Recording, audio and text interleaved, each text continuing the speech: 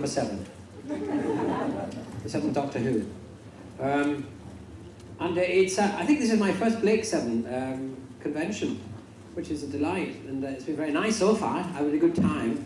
But I must tell you that when I first got Doctor Who, I didn't really know too much about conventions and things like that. And the first year I did it, there was a trip, a big Pantechnicon going around the States with a Doctor Who exhibition on it.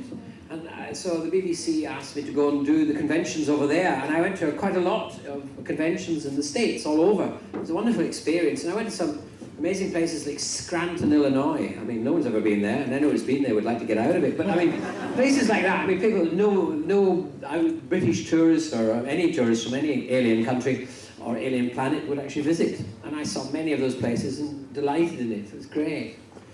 So after a year, I had never been to a convention in Britain.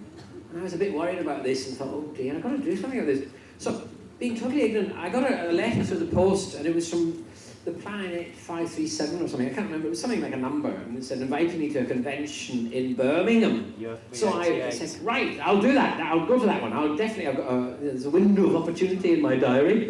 I hate that phrase, but anyway, that's fine. Don't you, but anyway, there was this, I thought, I'll go there. So I wrote back, or got in touch, said, yes, I'm coming, this will be my first Doctor Who convention, way I'm off. And then another one came through, another invite, it was for a Doctor Who convention in Liverpool. Sadly, it was up the same weekend, and I thought, oh, I can't do that one. Sorry, can't go to it. Sorry, bye-bye. I'll go to another one. So off I set. I got to Birmingham, and they drove, and they picked me up, they were very nice, I drove to the hotel, I walked out, and I came in, and all these people were wearing these kind of all-in-one costumes, you know, with Starship Enterprise buttons all over them. I'd actually been invited to a Star Trek conference. And I thought it was a Doctor Who one, I didn't know. And I'd actually turned down the Doctor Who conference at the time. So I felt really bad, but no one's ever believed me. But that was my first... there. My first con in... I was in UFB 88. Was it? You were there? Yeah, I was in Birmingham. That was the day that they had Patrick Stewart there as well. Right, yes. So that young bald-headed man, yes. I have another theory about Star Trek and why. You know, they're all bald, everybody in Star Trek, you know, especially the old one, they've all got wigs. And that's because, you know, the spaceship that they fly about in, there's a leak when they go through the time warp. The TARDIS, he's very well made. Because look, all the doctors have got lots of hair. Have you ever noticed that? All Doctor Who's are very hairy. But none of us have got wigs. Oops, the minute fell off. So Paul hasn't got a wig. Oh yes, he has. I mean, but he's got the same hairstyle as you. Well, that's what Paul looks like, yeah. Stand up and show them your hairstyle. All right, that's enough, sit down. Right, okay. So that was quite interesting that my very first convention was not a Doctor Who one. And here I am, I think this might be my second one, which is not primary Doctor Who, or maybe the third. It's always interesting to go and see other people's who are interested in other programs and wonder why. That's great because you also meet you know, the stars of the other programs that you don't meet too often, because you get to know all the other Doctor Who's quite well. You're late. Have you got a note? Pardon? Well, you sat in the back. You can't hear me. Am I not articulating well enough, are you? You've been moving about. Oh, what, testing me out? See whether we heard what I look like from back there and what I look close out. Oh, good. I don't know if you remember it, Sylvester, but in the Doctor Who anniversary story of Silver Nemesis, there was a scene where you and Sophie were running down a slight hill towards the Nazi office of the Fourth Reich, and apparently you had to do it several times. And in one of the outtakes, there's a bit where Sophie's actually giving you a piggyback down this hill. And I was wondering if that was a publicity stunt or something that you came up with yourself. Oh, well, yes, it was. When Sophie gave me a piggyback ride. Well, we did that in the open? All right. Right, Sophie, well, are you sure it was that? Oh, it was in Silver Nemesis, definitely. It wasn't a hill. I remember what it was. It was, we were in this place, and we were running across a field, and we had to do, as you have to do lots of takes sometimes, because some of the actors can't remember the lines, especially me, and you have to do it again, or they don't get it properly. We were under such incredible pressure. A lot of people thought that when I was on paper, you know, when they read that I was going to do it, you know, they just tore the paper up. And hopefully they changed their mind after a couple of seasons at least.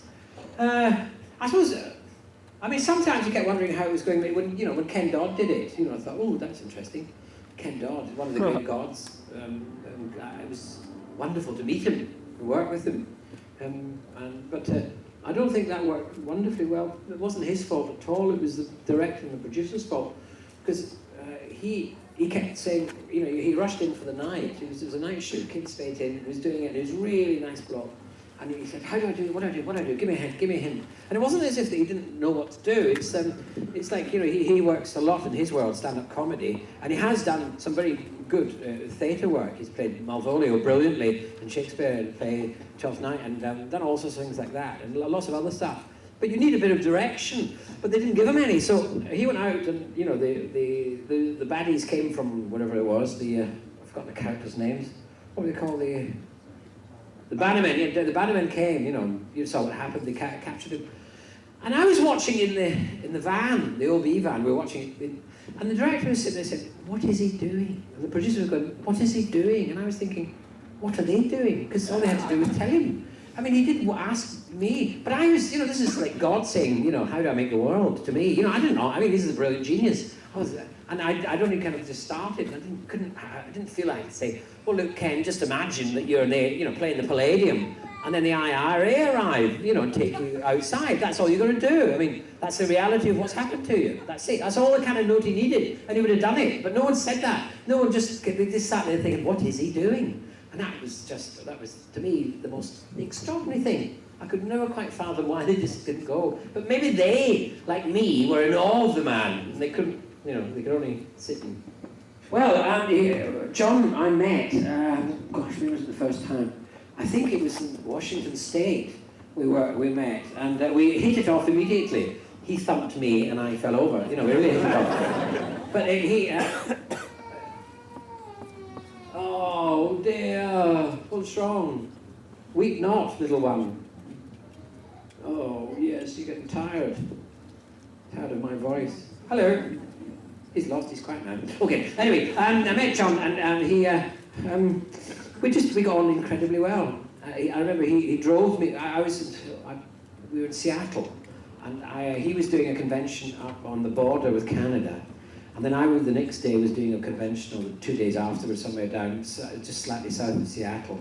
Can't remember now, but so I sneaked up with John to see his convention and hid around and watched it because they wanted to keep me a surprise for the other one, so that people from up there would come down and all that stuff. And then he came down and sneaked into mine and did a little bit. But in between times, we were sneaking around the country having a great time. We drove up to Vancouver, and we went to this pub that I then revisited when I was making the Doctor Who film with Paul McGann. It's an Irish pub called, oh gosh, why am I so bad at names? The Blarney or something like that. It's an Irish pub, but the only one in the only exciting part of Vancouver. Vancouver's a lovely, beautiful, amazing city, but it's only got a tiny little street where there's anything happening. It's like a big place full of nobody. I mean, you can't find it. They don't seem to have a rush hour or anything. It's a vast, beautiful city waiting for someone to arrive. And but there's one little bit where there's a bit of fun to be had. And John and I found it that weekend, and I ended up playing the spoons, and he was singing, and we had a great time. So I repeated the same thing with Paul McGann the next time I went back, and they still flung us out. But I loved going to conventions that John was at, because he was such fun to be with, you know, when we were up in our rooms, you know, and chatting, and, you know, he'd talk about the old days and his career, and he'd tell me some tales that he could never repeat in public, and things like that were really interesting. He was always amusing and good fun. I mean, we would get good mates, really. And whenever, you know, if John got something he couldn't go to, he'd phone me up and let me know, you know, hello mate, do you fancy doing this? Or there was once I was doing a convention in San Francisco, I think, or was it in LA? Well, anyway, it was one of them. I was booked for LA, and I was going back to the National Theatre to repeat the Pied Piper, the part I'd played, which got me the role of Doctor Who in a sense, because the producer saw me do that at the National a year before. And so I was doing this convention, and John said, I've got to do this ad, oh dear boy, I've got to do this ad, would you do me a favour, and you know, would you fill in for me and do San Francisco the week before the one in LA? And I thought, yeah, that'd be fine. The National will give me a week off. We've got 6 weeks rehearsals, which is a luxury. I've already done the piece, and no problem. Yeah, I'll do that. So I came back, and I started rehearsing the National, and I said, can I have the week off? And they said, no, you can't. I said, oh, look, I've done the part before. And they said, yes, but there's a whole new cast and crew, and no, you can't. And I said, oh, gosh, well, I've got a booking in San Francisco one weekend, and then the next weekend I've got a booking in LA, and they said, oh. So, but they did say, we'll be kind to you. What we will do is we'll give you Friday afternoon off. So I don't thank you very much. But it was 2 Fridays, the one. So what happened was I was rehearsing very hard. At the same time, running into that, I had been performing in Leicester in the evening doing 12th night, playing Festi. I was commuting to London for about 3 weeks, playing in the evening and, you know, rehearsing this, the Pied Piper. Then that stopped, and then suddenly this week arrived where I had to do the week, and on Friday, that off the afternoon, I rushed to the airport, I flew to San Francisco, I did the convention, I worked all weekend, and I got on the plane, and I slept 10 hours coming back, and arrived in Monday morning into rehearsals. People saying, what did you do over the weekend? And I said, oh, I went to Sainsbury's. I said, what did you do? I said, well, I was in San Francisco. They thought, who are we working with? This guy's a bullshit. Anyway, so the next weekend, the Friday comes up, off I race again. I got in the plane, fly over to LA, went to LA, met the producers of the first Doctor Who movie they were maybe going to make. They took me out to Alice's Diner, I think it was, on the Malibu beach, you know. You kept tripping over Baywatch people running up and down, you know, and all that stuff. One of those places. At the same time, I did the convention as well in LA, and I got on the plane and slept for 10 hours coming back and came in that Monday morning. You know, people saying, what did you do the weekend? I said, oh, you know, I went down to, you know, Brent Cross and things like that. And they said, what do you do? I said, I was in LA. And they went, but that was all because of John Pertwee. Bizarrely enough, I managed to do it all. I had a great, wonderful time. I thought I was going to die before I did it. I really did. I thought, I'm going to die, I'm going to live out through this. But in fact, as luck would have it, the plane was empty coming back. It was in October, so bless you. What did you have for lunch? And they you know, it was great. You know, I could sleep 10 hours. I slept really well, and I was more alive on the Monday rehearsals than anyone else who was and stayed around in London during the weekend. You're in Pantomime the last 2 years running, and it's really, really good. It's been such a fun evening out. Are you going to be doing Pantomime this year? Peter. Ah! You wouldn't have come if Peter hadn't been in it, is that it? Oh, don't think you should. She took time to think, didn't she? Right, yes, well, those who don't know, I did Pantomime the last couple of years. Actually, I did Pantomime, I think, now nearly for 6 years, but all over the place. But the last 2 times I went at Windsor with Peter Davidson, and they went incredibly well, and they were great fun, and I enjoyed it immensely, and was looking forward to a regular appearance at Windsor, but sadly, Mark Piper, who runs it, has been sacked, and they've closed up, and the theatre went dark, as they say, and so when it came around, they start booking you for pantomime in February, March, April, very early on. You get booked up for the Christmas pantomime. So when the bookings came through, Windsor weren't, as far as we know, having a panto. They closed. So I'm going to Hastings this year. So I mean, this is near this part of the world. So anyone that knows anyone, tell them to stay out of Hastings. You know, no, come to Hastings. Hasty to Hastings. I'm billing with Sooty. Yes. I think there'll be another Doctor Who film. I don't know. I'm talking to Philip Seagull, the producer of the last film, and he is working, beavering away with the same kind of commitment that he did for the 8 years before he could get it on the screen. But he's still committed to try and getting a film made, I think. He wants to try and get one made. The BBC, who put some money into it, have made a profit out of it. So it's been successful for the BBC. That means there's no chance of them doing it. I think if it lost money, then they might do it. You know, that's the only logic I can work out why they are not doing Doctor Who. That's your wife. She hasn't got a beard. Not on her face, anyway. So, I was wondering, how did you feel when they offered you the part of Doctor Who? I felt kind of pretty good, really. When they offered me the part of Doctor Who, well, I was a bit... Well, you know, you go up for a job, you're after it, you want it, and you think, oh, that's great, and you work hard to get it. You know, you work... Sorry, madam. You know, oh, I look better from the far side. Are you leaving? Bye. Bye-bye. We'll miss you. Not. How am I joking? you work very hard to try and get a part. You work your hardest to get it, and you go to interviews and you try and you charm and you do everything and you keep trying to get it. It becomes something, a mountain you want to climb and get to the top. But anyway, once you get to the top, suddenly they offer it to you. You go, oh dear.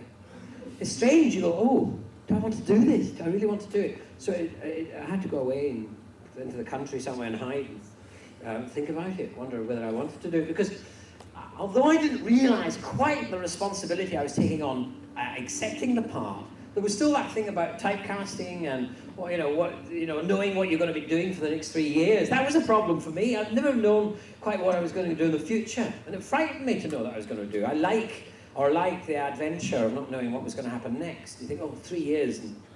But as it worked out, because it was only 6 months of those 3 years, I had the other 6 months to not know what I was doing and get my kicks and the adventure of all that. So I was a bit apprehensive at first, and it was like, oh well, they kept saying, well, you've got to make your mind up, the phoning up, what do you think? And I had to say, oh, all right, I'll do it. And that's how it happened, really, and I did it. A lot of people wished that never happened. Awful them. Right. Hello. Hello. Would you ever consider, have you ever been asked to do a radio, Doctor Who? Yes, I would consider it. No, I have never been asked. I don't know whether they would do it anymore. They were talking of doing some more with John, I believe, I think. But if they asked me to do it, I'd be more than delighted to do it. We did audio tapes of, I think they were Doctor Who, or maybe it was just Sophie and I. But we did a couple of those, but they went wrong somehow. The money evaporated, and the man with it, we never saw it. South America now, I believe. Anyway, if it came up, the opportunity, I'd be more than delighted to do it. I'll try. Oh, there's someone left the bottle. You in the Jigsaw as one of the Omen. Do you have any fond memories of being in Jigsaw? Yes, I loved being in Jigsaw. I had a great time because I was also working with Dave Rappaport, who was a great mate of mine. Jigsaw was, I don't know if you saw it. Did anyone see it? Jigsaw? Yes, when you're all babies. Anyway, it was good fun. The reason why we ended up in that was that Dave Rappaport and I were doing Pantomime in Newcastle, and we were billed as the broker's men. And in it, my character had more of the lines, and Dave's character was just there. But we had this idea that we should actually look exactly the same. So we were dressed and looked exactly the same, only Dave was that size, the same, and I was a bit higher. Change for me, playing a tall fella. Anyway, and then we split the lines up so that we became as one. And that's how the Omen developed, really. It was just from two brokers men. And Clive Doig, the producer and director of Jigsaw, came to see the panto and invited us to come along and be those two idiot Supermen. I used to I always wished it had developed. I used to think it could have developed into its own, series. The two characters, the two incompetent Supermen who arrive to try and save the world, wreck everything, but somehow end up saving. I quite like the idea that by mistake or by design or whatever, they saved the day. So it was good fun. And it was great working with Dave and working with Clive Doig. And I mean, that was like Sophie today was talking about working on children's television and how much fun it is. And that was one of the things that was great fun.